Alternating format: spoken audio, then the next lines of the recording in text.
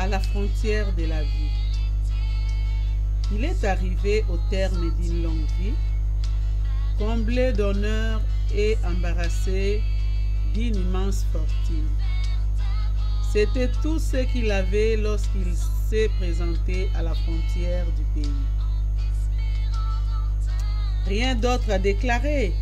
Non. Tout cela est sans valeur ici. Et tout à coup, sous l'œil scrutateur de Dieu, surgit une montagne de péchés, accumulés depuis tant d'années.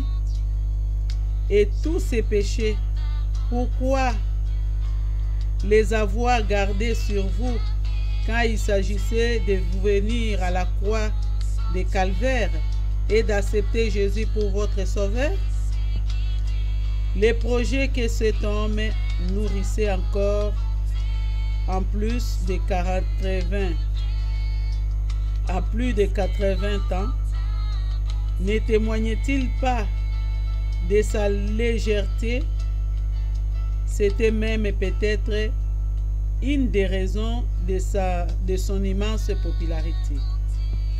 Terrible réveil pour celui qui passe un moment de la faveur des hommes à la justice divine, des plaisirs d'ici-bas au jugement de Dieu, dépouillé de tout ce que le monde lui a donné, il est nu devant Dieu.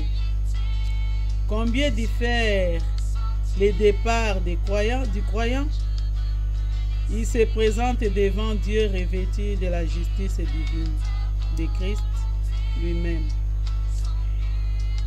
Il était lui aussi pécheur, coupable comme les autres, mais il a reconnu sa culpabilité et s'est placé sous l'efficacité du sang de Jésus.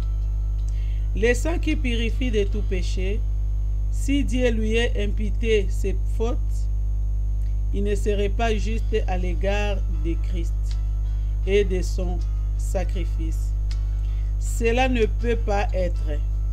Dieu a montré au contraire sa pleine satisfaction de l'œuvre accomplie à la croix en ressuscitant son Fils d'entre les morts. Dieu est juste, il justifie celui qui est à la foi de Jésus-Christ.